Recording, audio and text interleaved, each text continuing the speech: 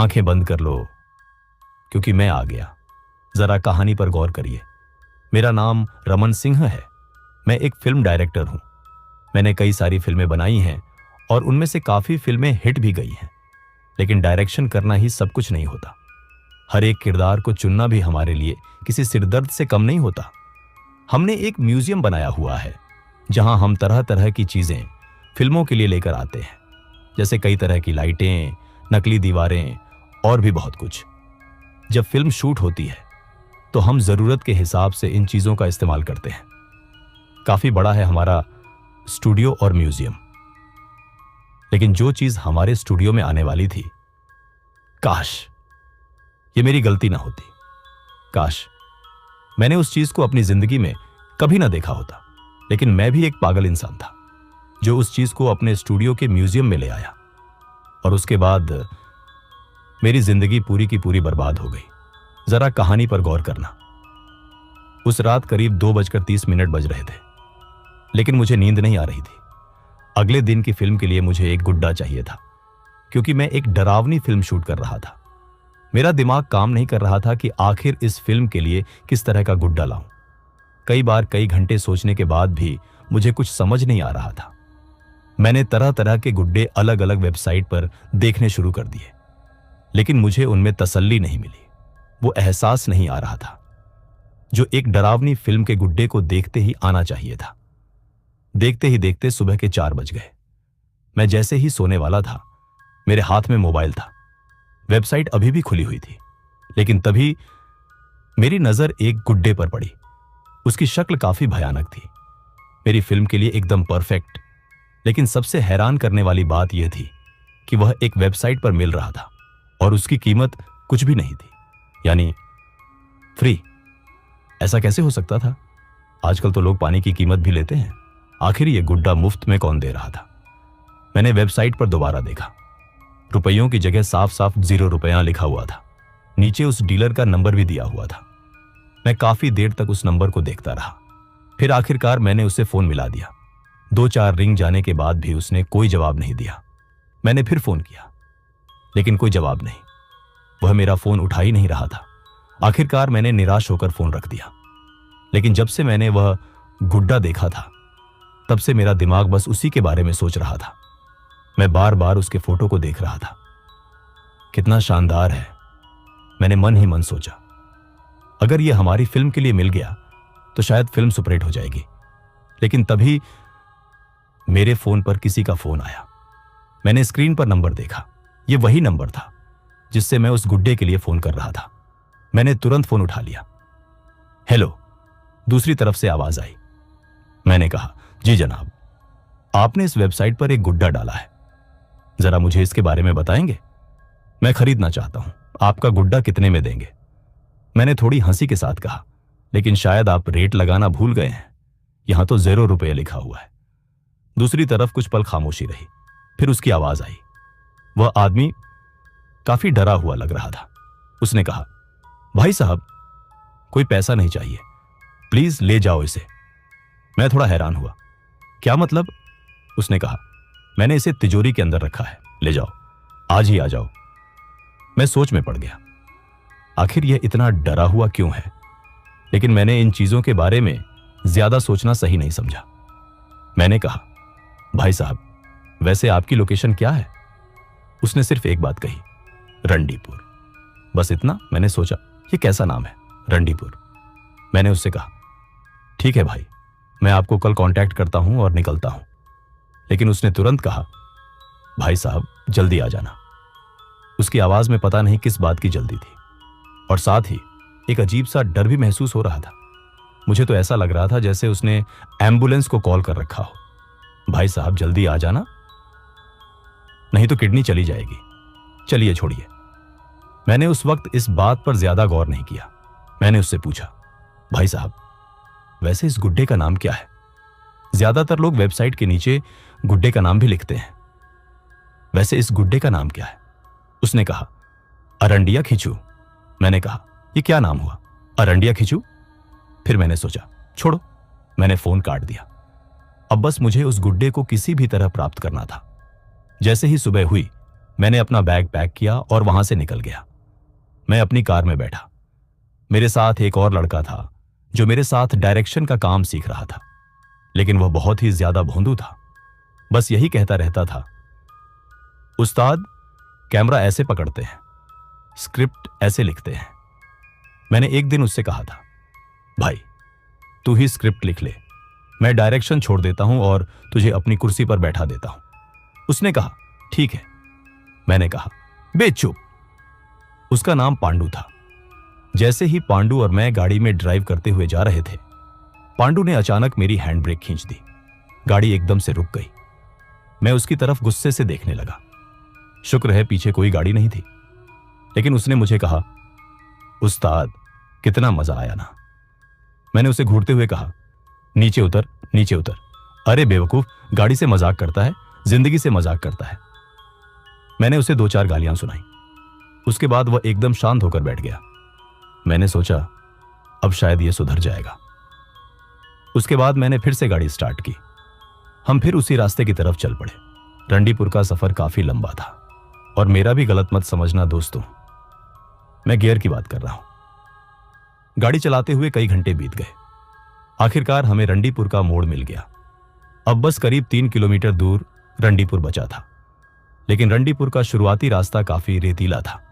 मैंने सोचा शायद यहां रेगिस्तान तो नहीं है, लेकिन वहां बहुत ज्यादा रेत और पत्थर थे। पेड़ का नामो निशान नहीं था। चारों तरफ सूखा इलाका था। गाड़ी को काफी झटके लग रहे थे, लेकिन मेरा चेला सो चुका था। मैंने उसे देखा और कहा, शुक्र है यह नमूना सो गया। इसके बाप से मैंने वादा किया है कि इसे काम सिखाऊंगा। इसका बाप मेरा दोस्त है, नहीं तो इसका पहले ही गला घोंट दिया होता। साला ऐसे सो रहा था जैसे बाप की गाड़ी हो। थोड़ी देर और झटके खाने के बाद आखिरकार हमें कुछ झोपड़ियां दिखाई दी। तब रात के करीब 9 बज चुके थे। काफी अंधेरा था, लेकिन जैसे ही हम उन झोपड़ियों के पास पहुंचने वाले थे, मुझे रास्ते में एक आदमी दिखाई दिया। वह आदमी घुटनों के बल बैठा हुआ था और अपने दोनों हाथ जोड़कर कुछ कर रहा था। मैंने गाड़ी धीमी की। मेरे मन में पहला सवाल आया, आखिर ये कौन है? क्या कोई हादसा हुआ है? मैंने अपने चेले को उठाया। अरे उठ, जरा सामने देख, कौन है ये? जैसे ही उसने सामने देखा, उसकी चीख निकल गई। उसने घबराकर कहा, उस्ताद रेगिस्तान का जिन्न आ गया है, वापस मोड़ लो गाड़ी, वरना जिंदा नहीं जाओगे। मैंने गुस्से में कहा, चुप कर भोंदू, वो हाथ जोड़ रहा है, आदमी है, सामने देख। लेकिन अगले ही पल उस आदमी ने मेरी तरफ देखा और उसके चेहरे पर जो डर था, उसे देखकर मेरे अंदर भी एक अजीब सी बेचैनी पैदा हो गई। उस वक्त मुझे नहीं पता था कि रंडीपुर से वापस जाते समय मेरी गाड़ी में सिर्फ मैं और पांडु नहीं होंगे। हमारे साथ कुछ और भी जाने वाला था, और वह चीज मेरी जिंदगी की सबसे बड़ी गलती बनने वाली थी। उस आदमी ने मेरी तरफ देखा और अपने हाथ जोड़े हुए ही खड़ा रहा। मैं उसे गौर से देख रहा था। मुझे डर भी लग रहा था। मन में यही चल रहा था कि कहीं यह कोई चोर या लुटेरा तो नहीं, क्योंकि अक्सर जंगल वाले इलाकों में चोर लुटेरे काफी ज्यादा होते हैं। लेकिन मुझे कोई फर्क नहीं पड़ता था। अगर इसको निपटा दिया तो मैं कह दूंगा मेरी कोई गलती नहीं है, मैं तो रास्ते से जा रहा था। मैंने तो इसे कुत्ते की तरह मरा हुआ देखा, इसलिए अपनी गाड़ी में बैठा लिया। लेकिन हैरानी की बात थी, मेरा चेला आगे नहीं जा रहा था। मैं उसे कई बार कह रहा था, आगे जा, लेकिन वह वहीं खड़ा था। वह सिर्फ मुझे और उस आदमी को देख रहा था। आदमी अभी भी हाथ जोड़कर हमारे सामने खड़ा था, लेकिन अचानक वह बहुत दूर जाकर खड़ा हो गया और फिर मेरी तरफ भागने लगा। वह हाथ जोड़ते हुए हमारी तरफ दौड़ रहा था। उसे अपनी तरफ आता देखकर मेरा चेला छलांग मारकर सीधा गाड़ी के अंदर आ गया और खिड़कियां बंद कर दी। फिर वह चीखने लगा, उस्ताद! मैंने कहा, क्या हो गया यार? जैसे ही वह आदमी मेरी तरफ पहुंचा, मैंने खिड़की पहले ही बंद कर ली थी। मैंने थोड़ी सी खिड़की खोली। वह आदमी हांफते हुए बोला, वो मुझे मार देगा। मैंने कहा, कौन मार देगा तुम्हें? उसने सिर्फ एक शब्द कहा, अरंडिया खिंचू। यह नाम सुनकर मैं एकदम हैरान हो गया। अरंडिया खिंचू? यही तो उस गुड्डे का नाम था जिसे मैं खरीदने आया था। मैंने उससे पूछा, हम इसी गुड्डे की तलाश में तो हैं, तुम्हें कैसे पता? आखिर गुड्डा तुम्हें कैसे मार सकता है? यह सुनकर उस आदमी को समझ आ गया कि हम उसी गुड्डे को खरीदने आए हैं, और देखते ही देखते उसके चेहरे के भाव बदल गए। वह बोला, अरे भाई साहब, मैं तो मजाक कर रहा था। मैं तो नाटक और फिल्मों में काम करता हूं, इसलिए आपकी गाड़ी के आगे नाटक कर रहा था। गुड्डा मेरे पास ही है, चलिए। मैंने उसे कहा, भाई साहब तूने तो डरा ही दिया। यह नाटक था? यार यह तो मुझे असली जैसा ही लग रहा था, लेकिन अंदर से मैं अभी भी अजीब महसूस कर रहा था, क्योंकि वह जिस तरह डरा हुआ था वह डर मुझे नाटक जैसा बिल्कुल नहीं लगा। फिर मैंने सोचा शायद मजाक कर रहा होगा। उसने मुझे बताया, भाई साहब मैं YouTube पर प्रैंक वीडियोस शूट करता हूं, आपके साथ प्रैंक कर रहा था। मैंने कहा, चलो कोई बात नहीं, बैठो गाड़ी में। फिर मैंने उससे कहा, तुमने ही मुझे फोन किया था ना? उसने कहा, हां भाई साहब, आपने खरीदना है तो चलिए, आपने ही फोन किया होगा। उसने मेरी गाड़ी का दरवाजा खोला और पीछे बैठ गया। हम थोड़ी देर आगे चले, लेकिन मेरे दिमाग में एक ही बात बार बार घूम रही थी, आखिर यह सच में एक्टिंग कर रहा था? डरने की उसकी एक्टिंग कुछ ज्यादा ही असली थी। ऐसा लग रहा था जैसे उसने सच में कोई ऐसी चीज देख ली हो जिससे उसकी जान को खतरा हो, और फिर वह गुड्डे के बारे में कह रहा था, वो मुझे मार देगा। आखिर एक गुड्डा किसी इंसान को कैसे मार सकता है? आगे भगवान जाने उसके दिमाग में क्या चल रहा था। मैंने सोचा बस मैं गुड्डा खरीदूंगा और यहां से निकल जाऊंगा। कुछ देर बाद हम उसके घर के सामने पहुंच गए। घर में लाइट बंद थी और उसने अपना बिस्तर घर के बाहर ही बिछाया हुआ था।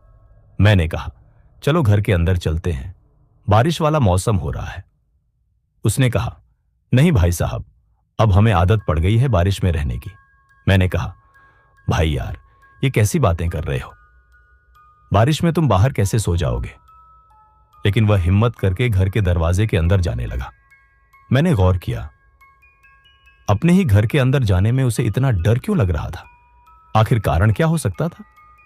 वह मुझे डरते हुए बोला, अरे भाई, मुझे अंधेरे से काफी डर लगता है, इसीलिए मैं एक लाइट चला के ही बाहर सो जाता हूं।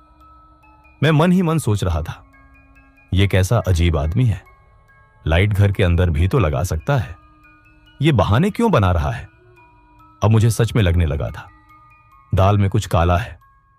मैंने उससे सिर्फ एक बात कही, भाई साहब आप गुड्डा ले आओ, हमें दे दो, हम आपको पैसे दे देते हैं और हमें जल्दी से वापस निकलना होगा। उसने कहा, भाई गुड्डा कमरे में बंद किया है, वहीं से ले लो। मैंने अपने चेले से कहा, तू जरा यहीं रुक।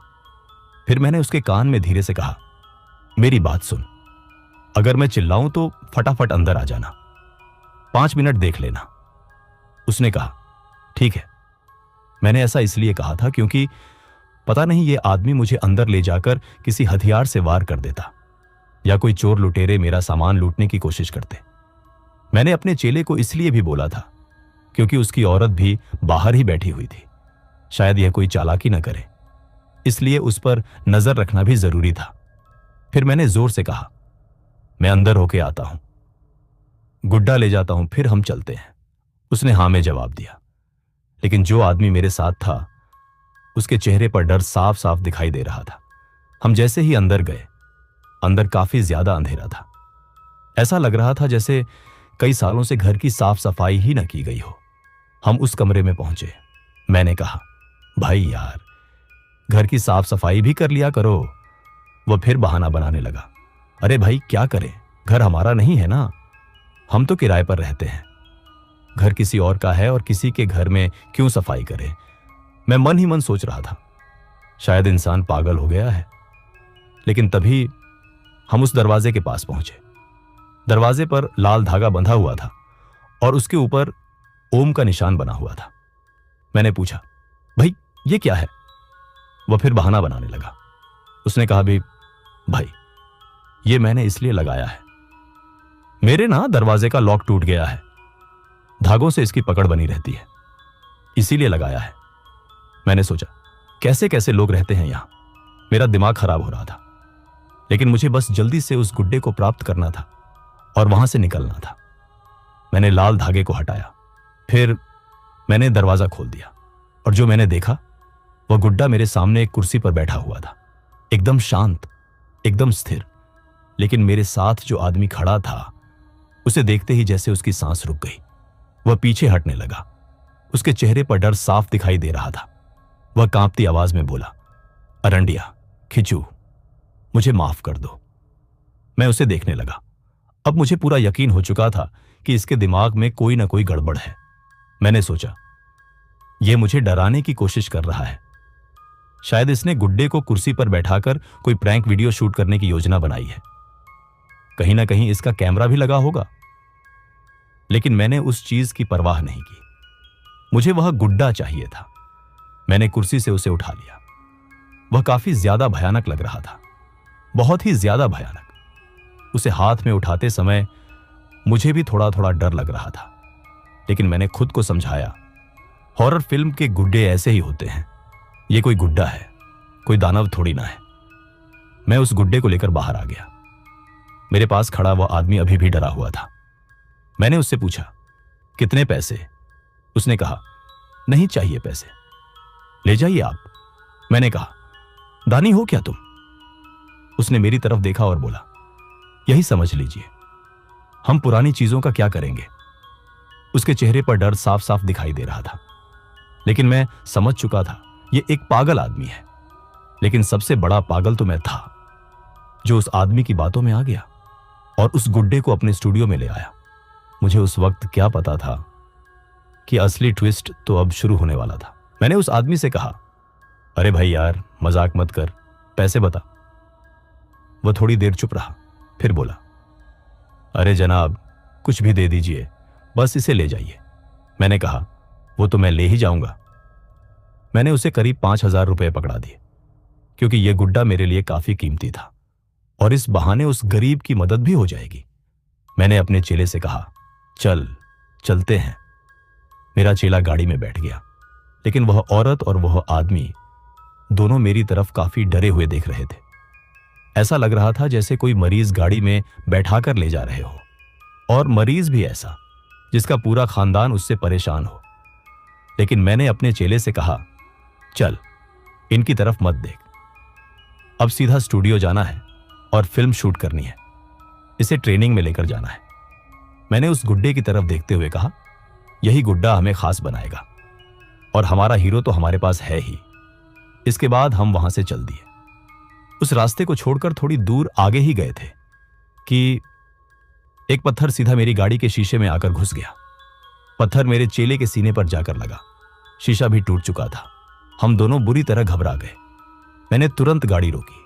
गुड्डा मैंने बीच में गियर बॉक्स के पास बैठा रखा था। लेकिन तभी मेरी नजर उस गुड्डे पर गई, और मेरी नजर पड़ते ही मेरे होश उड़ गए। उसके चेहरे पर एक हल्की सी मुस्कान थी। मैंने उसे ध्यान से देखा। जब मैंने इस गुड्डे को पहली बार देखा था, तब उसके चेहरे पर कोई मुस्कान नहीं थी। लेकिन अब वह मुस्कुरा रहा था। मैं कुछ सेकंड तक उसे देखता रहा। आखिर इसके चेहरे पर मुस्कान कैसे आ गई? मैंने खुद को समझाया, शायद मेरा वहम है।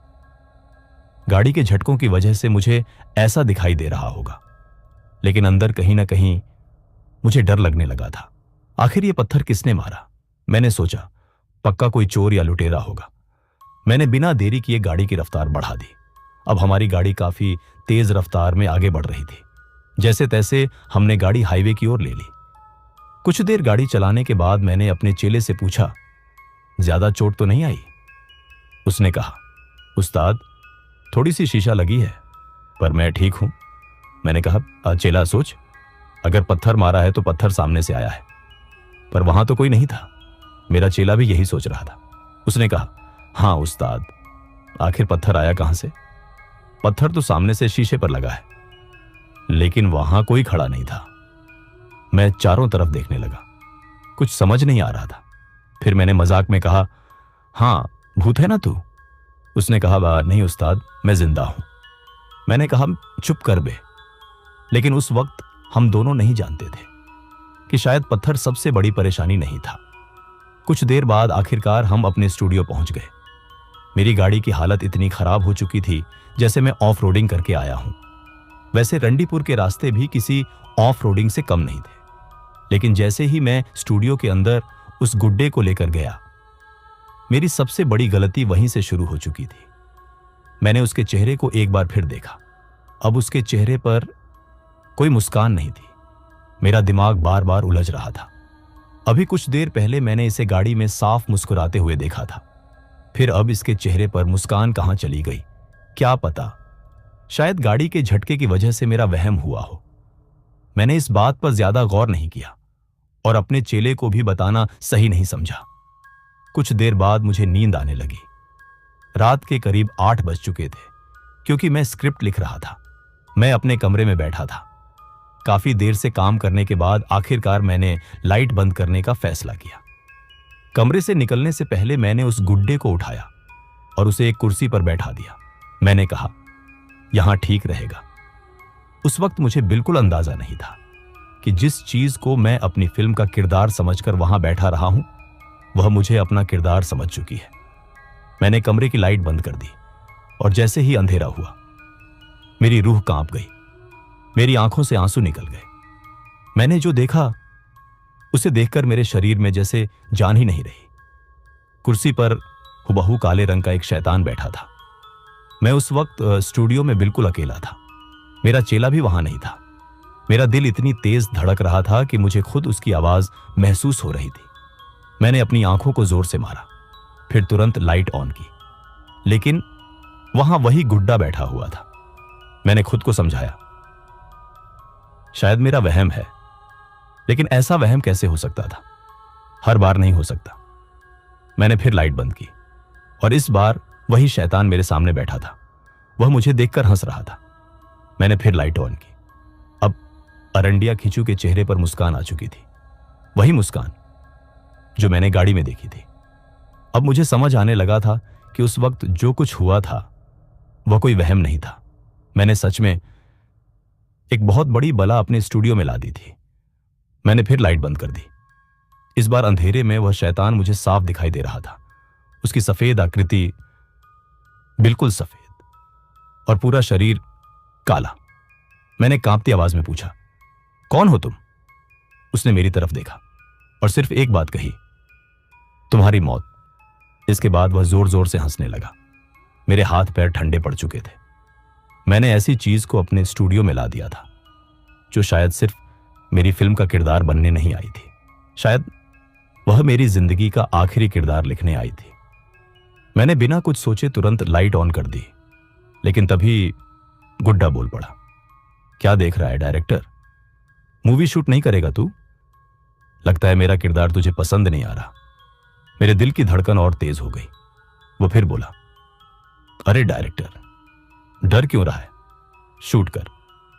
अब तुम मुझे अपने साथ यहां ले ही आए हो, वैसे ही भेजेगा क्या? फिर वह हंसते हुए बोला, कर शूट। कौन सा पोज दूं? मैं उसके मुंह से निकलते शब्द सुन रहा था, लेकिन मेरे दिमाग में सिर्फ एक ही बात थी, मुझे यहां से भागना है। मैंने मन ही मन सोचा, तू पोज बाद में देना, बस मुझे जाने दे। लेकिन मैंने उससे कहा, अभी कैमरा लेकर आता हूं। उसने हंसते हुए कहा, हां जल्दी आना। अभी आ जाना, ले आ कैमरा। मैंने कहा, हां अभी जाता हूं भाई साहब, कैमरा लेकर आता हूं। आप जरा थोड़ा पोज वगैरह प्रैक्टिस कर लीजिए, बहुत बढ़िया वीडियो बनाऊंगा आपकी। लेकिन सच ये था, मुझे सिर्फ भागना था, किसी भी तरह, बस मुझे वहां से निकलना था। मैं जैसे तैसे रेंगते हुए दरवाजे के बाहर पहुंचा। मेरा शरीर जाम हो चुका था। जिस गुड्डे को मैं बड़े शौक से अपने साथ लाया था, अब उसी के डर से मेरी हालत इतनी खराब हो चुकी थी कि ठीक से खड़ा होना भी मुश्किल था। लेकिन किसी तरह मैंने दरवाजा पार किया। अब मुझे नीचे जाने वाली सीढ़ियां दिखाई दे रही थी। मैंने पूरी ताकत लगाकर दौड़ना शुरू किया। सीढ़ियों पर इतनी तेज भागा कि 2-4 सीढ़ियां तो नीचे ही गिर गया। मैं फिर उठा और आखिरकार अपनी गाड़ी तक पहुंच गया। मैंने तुरंत गाड़ी स्टार्ट की, लेकिन जैसे ही मैंने अपनी साइड की तरफ देखा, मेरी सीट पर वही गुड्डा बैठा था और उसके चेहरे पर वही डरावनी मुस्कान थी। वो मेरी तरफ देखकर बोला, डायरेक्टर, मूवी नहीं शूट करेगा? इतना टाइम नहीं है मेरे पास, चल मूवी शूट करनी है। उसकी आवाज सुनते ही मेरी हालत और खराब हो गई। मैंने एक पल के लिए सोचा भी नहीं। मैंने तुरंत गाड़ी का दरवाजा खोला और बाहर निकल गया। अब मुझे सिर्फ भागना था। किसी भी तरह बस उस गुड्डे से दूर जाना था। मैं हाईवे की तरफ भागने लगा। तब रात के करीब 2 बज रहे थे। चारों तरफ अंधेरा था। मैं जैसे तैसे करके किसी की मदद चाहता था। मैं बार बार पीछे देख रहा था, लेकिन पीछे कोई नहीं था। फिर भी मुझे ऐसा लग रहा था जैसे कोई मेरे बिल्कुल पीछे खड़ा है। मैंने दोबारा पीछे देखा, कुछ भी नहीं। मैं और तेज भागने लगा, लेकिन तभी एक गाड़ी से मेरी टक्कर हो गई। गाड़ी ने तुरंत ब्रेक लगा दी। मैं सड़क पर गिरते गिरते बचा। मुझे भी ज्यादा चोट नहीं आई थी, लेकिन उस वक्त इतना सोचने का समय नहीं था। मैं तुरंत खड़ा हुआ। मैंने सोचा, चलो किसी इंसान से मदद मिल जाएगी। मैं उस ड्राइवर की तरफ बढ़ा, लेकिन जैसे ही मैंने उसे देखा, मेरी रूह कांप गई। गाड़ी के अंदर कोई इंसान था ही नहीं। मैंने अपनी आंखों से देखा, गाड़ी चल रही थी, लेकिन ड्राइवर की सीट पर कोई इंसान नहीं था। मैं कुछ समझ पाता उससे पहले ही मेरी नजर स्टीयरिंग पर पड़ी और मेरे होश उड़ गए। वही अरंडिया खिंचू उस गाड़ी को चला रहा था। उसने मेरी तरफ देखा। उसके चेहरे पर वही डरावनी मुस्कान थी और उसने कहा, डायरेक्टर चल, वरना घसीट के ले जाऊंगा। मैं पीछे हटने लगा। मेरे पैरों में जैसे जान ही नहीं बची थी। लेकिन तभी मेरी नजर एक छोटी सी जगह पर पड़ी। सड़क के किनारे एक छोटा सा मंदिर था। वह हनुमान जी का मंदिर था। मुझे कुछ और समझ नहीं आया। मैं पूरी ताकत लगाकर मंदिर की तरफ भागा और जैसे ही मंदिर के अंदर पहुंचा, मैं वहीं बैठ गया। मेरी सांसें तेज चल रही थी। मैं कांप रहा था। मेरे दिमाग में सिर्फ एक सवाल था, अब क्या होगा? मैं कहां जाऊंगा? लेकिन उसी समय मुझे एक बात याद आई, भगवान की शक्ति के आगे शैतान की शक्ति नहीं टिकती। मैंने मंदिर के अंदर से बाहर की तरफ देखा। वह शैतानी आत्मा मंदिर की सीढ़ियों पर खड़ी थी, लेकिन वह अंदर नहीं आ पा रही थी। वह कभी किसी चीज का रूप ले रही थी, कभी बच्चा बन रही थी, कभी गुड़िया बन रही थी, कभी औरत बन रही थी। मैं समझ ही नहीं पा रहा था कि आखिर यह चीज है क्या, लेकिन हर बार उसकी आवाज वही होती थी। वह मुझे सिर्फ एक ही बात बोल रही थी, अरे फिल्म शूट करनी है, बाहर निकल। मैंने डरते हुए कहा, जा कहीं और से करवा फिल्म शूट, मैं नहीं करूंगा तेरी। वह सीढ़ियों के ऊपर खड़ी रही। वह मंदिर के अंदर नहीं आ पा रही थी। मैं अंदर बैठा हुआ डर रहा था, लेकिन अब मुझे थोड़ी हिम्मत थी, क्योंकि मैं जान चुका था कि वह मेरे पास नहीं आ सकती। वह कभी बच्चे का रूप लेती, कभी औरत का, कभी उसी भयानक गुड्डे का, लेकिन उसका मकसद एक ही था, मुझे मंदिर से बाहर निकालना। वो बार बार कहती, बाहर निकल, फिल्म शूट करनी है, डायरेक्टर चल। लेकिन मैंने उसकी एक बात नहीं मानी। मैं वहीं बैठा रहा। रात धीरे धीरे गुजरती रही। मैं पूरी रात मंदिर के अंदर डरा हुआ बैठा रहा और आखिरकार सुबह हो गई। सूरज की रोशनी फैलते ही वह आत्मा वहां से गायब हो चुकी थी। हाईवे भी अब सामान्य लग रहा था। लोगों का आना जाना शुरू हो चुका था, जैसे रात में यहां कुछ हुआ ही ना हो। लेकिन मेरे लिए वह रात मेरी जिंदगी की सबसे डरावनी रात बन चुकी थी। उस दिन के बाद मैं कभी उस स्टूडियो में नहीं गया। मैंने बहुत ही कम कीमत में उस स्टूडियो को बिकवा दिया। जिस जगह पर मैंने अपने करियर के इतने साल लगाए थे, जिस म्यूजियम में फिल्मों के लिए तरह तरह की चीजें इकट्ठी की थी, उसी जगह को मैंने हमेशा के लिए छोड़ दिया। अब मैं किसी दूसरे स्टूडियो में काम करता हूं। लेकिन आज भी जब मैं उस रात को याद करता हूं, तो मेरे शरीर में सिहरन दौड़ जाती है। मैं सोचता हूं, आखिर वह चीज थी क्या? वह गुड्डा था, कोई शैतानी आत्मा, या फिर कुछ ऐसा जिसे इंसानी दुनिया में होना ही नहीं चाहिए था? मुझे आज तक इसका जवाब नहीं मिला। लेकिन एक बात मैं आज भी नहीं भूल पाया हूं, एक छोटी सी चीज के चक्कर में इतना बड़ा कुछ गंवाना कोई मजाक की बात नहीं है। और अगर उस रात मुझे वह छोटा सा हनुमान मंदिर नहीं मिला होता, तो शायद आज मैं ये कहानी सुनाने के लिए भी जिंदा नहीं होता। इसलिए आज भी मैं अपने आप से एक ही बात कहता हूं, हर चीज सिर्फ इसलिए अपने घर मत ले आना क्योंकि वह तुम्हें खूबसूरत, अनोखी या मुफ्त में मिल रही है। क्योंकि कभी कभी जिस चीज की कीमत 0 रुपया लिखी होती है, उसकी असली कीमत तुम्हारी पूरी जिंदगी हो सकती है।